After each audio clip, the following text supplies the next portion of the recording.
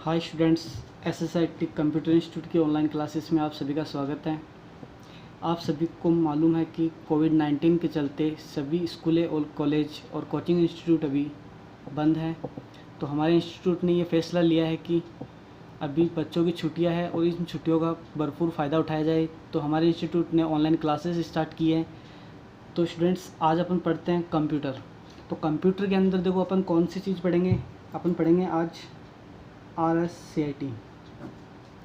अब फ्रेंड्स, अपन को पता है कि RSCIT होता क्या है। RSCIT क्या है कि ये गवर्नमेंट ऑफ राजस्थान का एक कंप्यूटर कोर्स है। अपन को पता है कि राजस्थान की जितनी भी वैकेंसीज वगैरह आती हैं उन सभी वैकेंसीज़ के लिए कंप्यूटर कोर्स जो है वो अनिवार्य है।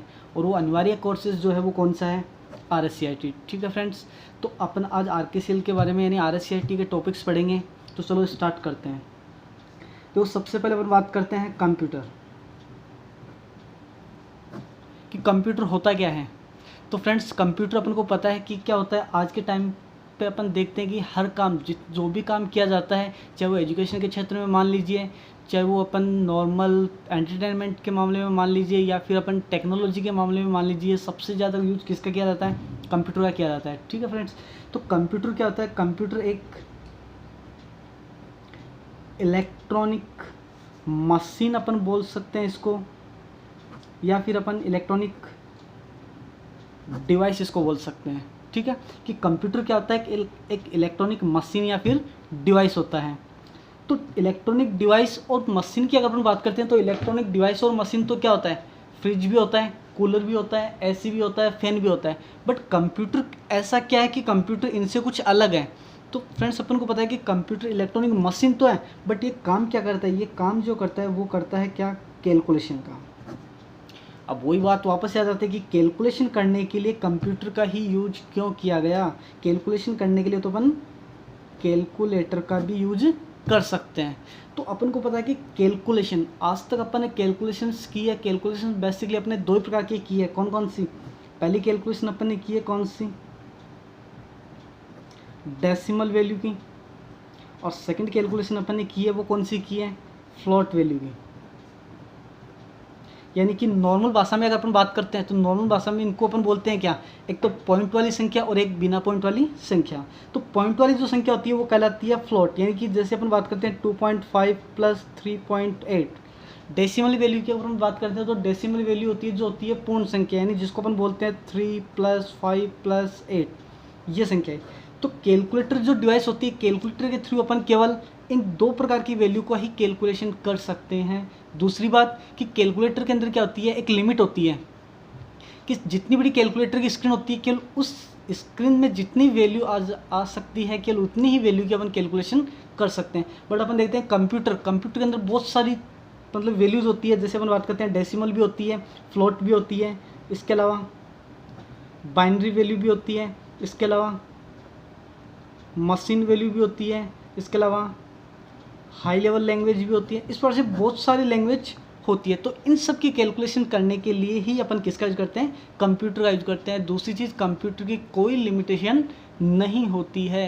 इनकी कितनी ही बड़ी संख्या हो, उनकी कैलकुलेशन अपन कुछ ही सेकेंड्स यानी नैनो सेकेंड में अपन कैलकुलेशन कर सकते हैं। ठीक है फ्रेंड्स, तो कंप्यूटर के बारे में अपन को पता लगा है कि कंप्यूटर क्या होता है, एक इलेक्ट्रॉनिक मशीन होता है, या फिर अपन इलेक्ट्रॉनिक डिवाइस अपन इसको बोल सकते हैं, जो कि क्या करता है, कैलकुलेशन करने का काम करता है। अब अपन बात करते हैं कि कंप्यूटर की अगर अपन एक डेफिनेशन की अपन बात करते हैं कि कंप्यूटर की डेफिनेशन यानी परिभाषा क्या होती है। तो परिभाषा क्या होती है कि कंप्यूटर एक इलेक्ट्रॉनिक मशीन होती है जो कैलकुलेशन का कार्य करता है। यह यूजर से इनपुट लेता है और प्रोसेस करके आउटपुट देता है। ओके, कि कंप्यूटर क्या होता है, एक इलेक्ट्रॉनिक मशीन होती है जो कि कैलकुलेशन का कार्य करती है। यही यूज़र से इनपुट लेता है और प्रोसेस करके अपन को आउटपुट देता है, वही क्या कहलाता है, कंप्यूटर कहलाता है। ठीक है, आया समझ में स्टूडेंट्स। अब अपन बात करते हैं कि कंप्यूटर, देखो कंप्यूटर अगर अपन को समझना है तो बेसिकली अपन को 3 चीज़ों का पता होना चाहिए। कौन कौन सी? नंबर 1 आता है यूज़र, नंबर 2 होता है इनपुट, और नंबर 3 होता है आउटपुट।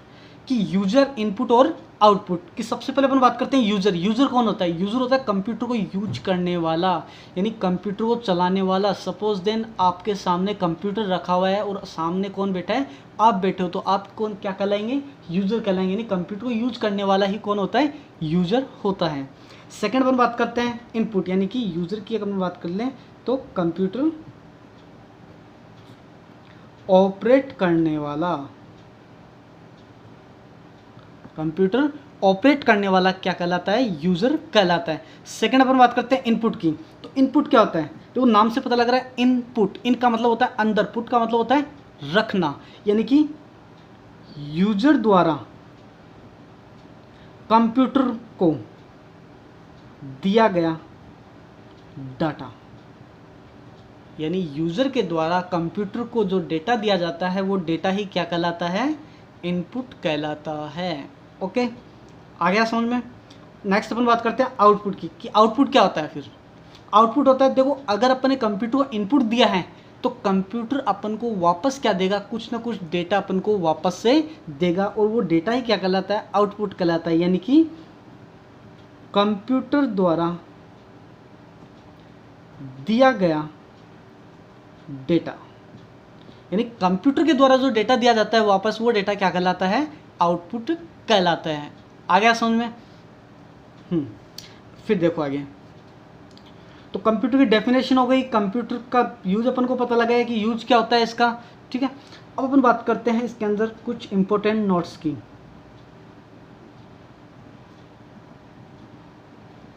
इंपॉर्टेंट नोट्स, देखो इंपॉर्टेंट नोट्स क्या है। सबसे पहली चीज कि कंप्यूटर कब बनाया गया, किसके द्वारा बनाया गया और क्यों बनाया गया।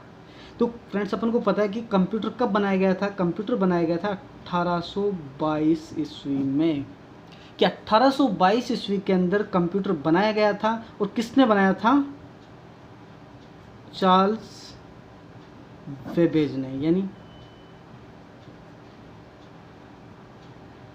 चार्ल्स बेबेज के द्वारा कंप्यूटर का विकास किया गया था। कब किया गया था, 1822 ईस्वी में। अब अपन को पता है कि क्या 1822 ईस्वी में जब कंप्यूटर बना था तो क्या कैलकुलेशन का काम इससे पहले नहीं किया जाता था क्या। कंप्यूटर का कैलकुलेशन का जो काम था वो तो पहले भी किया जाता था। तो कंप्यूटर के अंदर कैलकुलेशन का काम, कंप्यूटर अपन को पता है 1822 में बना, फिर कैलकुलेशन का काम पहले किसके द्वारा किया गया था। तो सेकंड पॉइंट जो आता है इसका वो आता है क्या, कि कैलकुलेशन यानी गणना करने के लिए सबसे पहले अबेकस, ध्यान रखना विद्यार्थियों, अबेकस, कि सबसे पहले कैलकुलेशन करने के लिए अबेकस का यूज किया गया था।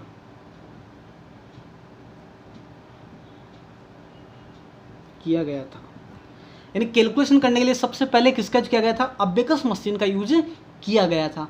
अब अबेकस मशीन जो थी वो फ्रेंड्स अपन को पता है कि किसके लिए यूज होती थी, कैलकुलेशन करने के लिए। बट अपन को पता है हर प्रकार की कैलकुलेशन जो थी वो इसमें नहीं की जाती थी, क्योंकि अपन को पता है कि कोई भी डिवाइस वगैरह या कोई भी मशीन जो बनती है तो फर्स्ट टाइम में कोई भी मशीन या डिवाइस परफेक्ट वे में काम नहीं करती है, उसमें कोई ना कोई कमी रह ही जाती है। तो सबसे पहले अबेकस जो मशीन बनी थी उसमें क्या कमी रही थी, देखो अबेकस के अंदर कैलकुलेशन होती थी ओनली फॉर नॉर्मल कैलकुलेशन, यानी छोटी मोटी कैलकुलेशन को करने के लिए अपन किसका यूज करते थे, अबेकस डिवाइस का यूज करते थे। दूसरी चीज कि अबेकस के द्वारा ओनली फॉर डेसिमल वैल्यू की कैलकुलेशन होती थी, मतलब ऐसी संख्या जिसमें पॉइंट नहीं होता हो। अगर पॉइंट वाली संख्या आ गई तो उसकी कैलकुलेशन फिर अबेकस मशीन के द्वारा नहीं की जाती थी। फिर इसके बाद में और भी बहुत सारे आए थे, डिफेंस इंजन आया था, एनालिटिकल इंजन आया, इस प्रकार से कई डिवाइसेस यूज की गई थी। बस अपन को जो ध्यान में रखना है वो केवल यही ध्यान रखना है कि कैलकुलेशन करने के लिए फर्स्ट डिवाइस कौन सी यूज की गई थी, अबेकस मशीन का यूज किया गया था। कॉम्पिटिशन की एग्जाम वगैरह में भी ये क्वेश्चन कई बार पूछ लिया जाता है कि कैलकुलेशन करने के लिए सबसे फर्स्ट जो डिवाइस थी वो कौन सी थी, अबेकस डिवाइस थी। आ गया समझ में, ठीक है। अब देखो आगे अपन देखते हैं फिर।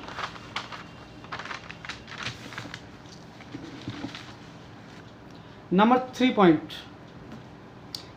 पॉइंट कि लेटेस्ट कंप्यूटर, ध्यान रखना लेटेस्ट कंप्यूटर 1946 में यूज किया गया था।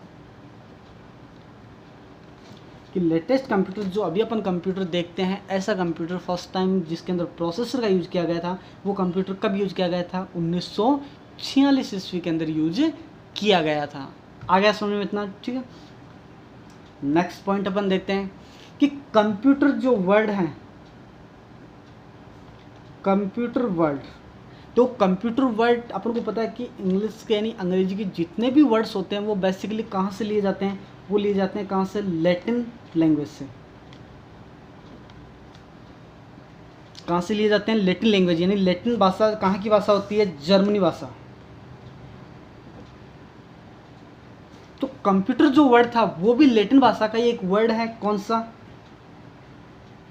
कंप्यूट। और कंप्यूट का अर्थ होता है क्या, गणना करना। और कंप्यूटर का अर्थ क्या हो गया, गणना करने वाला।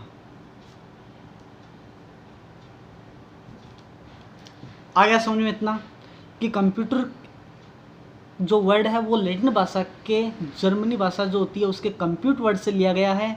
और कंप्यूटर का मतलब होता है गणना करने वाला, और कंप्यूट का मतलब होता है गणना करना। आ गया इतना समझ में, ठीक है। अब अपन बात करते हैं कंप्यूटर प्रोसेस की।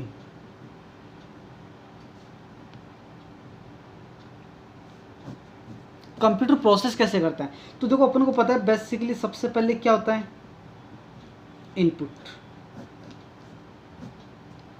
कि सबसे पहले अपन से क्या लिया जाता है, इनपुट लिया जाता है। इनपुट क्या होता है, इनपुट होता है रॉ मटेरियल।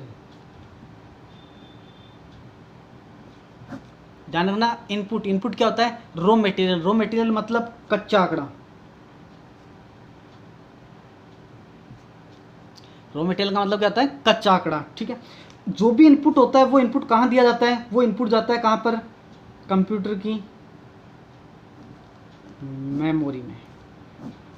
वो इनपुट कहाँ जाता है, कंप्यूटर की मेमोरी में। कौन सी मेमोरी में जाता है, वो जाता है रैम मेमोरी में, ठीक है।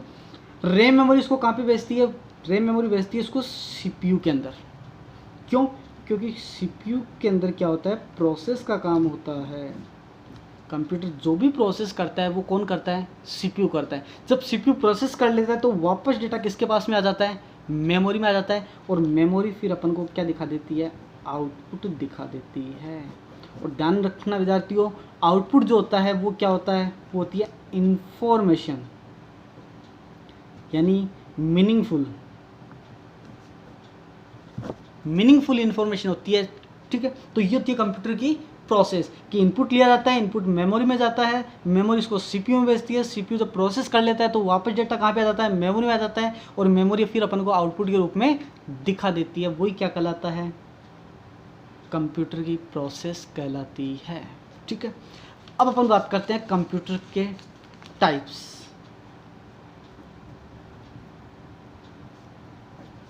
Of computer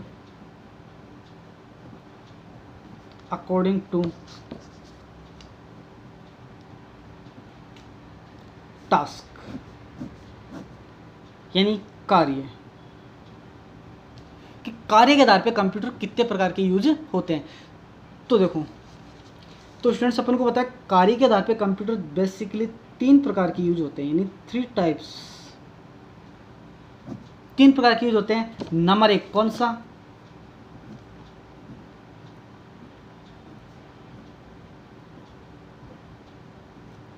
analogue computer. Number 2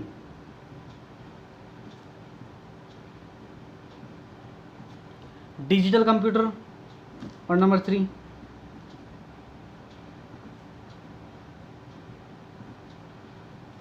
hybrid computer. 3 प्रकार के कंप्यूटर होते हैं टास्क के आधार पे, कार्य के आधार पे, एनालॉग कंप्यूटर, डिजिटल कंप्यूटर और हाइब्रिड कंप्यूटर। सबसे पहले अपन बात करते हैं एनालॉग की।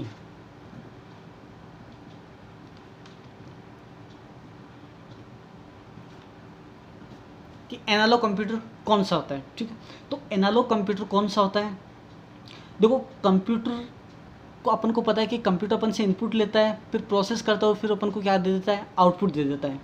एनालॉग कंप्यूटर भी सेम ऐसे काम करता है, बट एनालॉग कंप्यूटर के अंदर अपन को पता है कि आउटपुट अपन को प्राप्त तो होता है, लेकिन फिक्स आउटपुट प्राप्त नहीं होता है।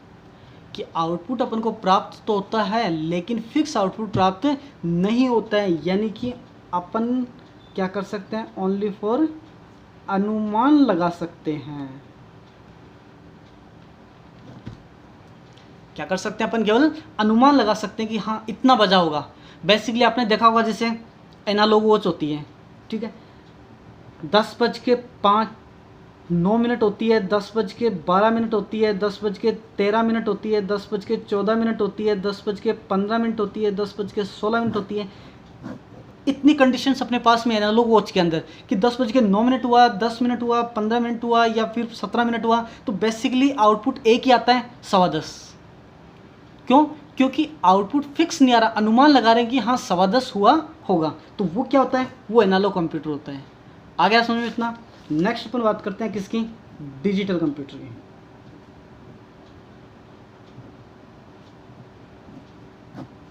डिजिटल कंप्यूटर जिसके अंदर आउटपुट फिक्स प्राप्त होता है,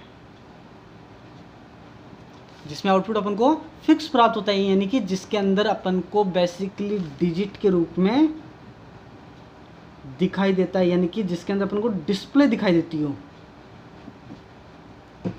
ठीक है, जिसके अंदर फिक्स पता लगता है कि हाँ इतना ही आउटपुट आया है अपने पास में। जैसे आपने देखा होगा बाइक होती है, बाइक के अंदर क्या होता है कि रेसिंग के लिए बताया जाता है कि हाँ 40 पे गाड़ी चल रही है, 50 पे चल रही है, 30 पे चल रही है, तो जिसमें फिक्स प्राप्त हो रहा है कि हाँ 30 पे गाड़ी चल रही है, वो गए डिजिटल। और जिसके अंदर वो स्विच से चलती है कि हाँ इतने पे बेसिकली अंदाजा लगाते हैं कि हाँ 30 पे चल रही होगी, 40 पे चल रही होगी, वो होता है एनालॉग। नंबर 3 अपन बात करते हैं किसकी, हाइब्रिड कंप्यूटर की। हाइब्रिड कंप्यूटर, हाइब्रिड कंप्यूटर कौन सा होता है, हाइब्रिड होता है एनालॉग और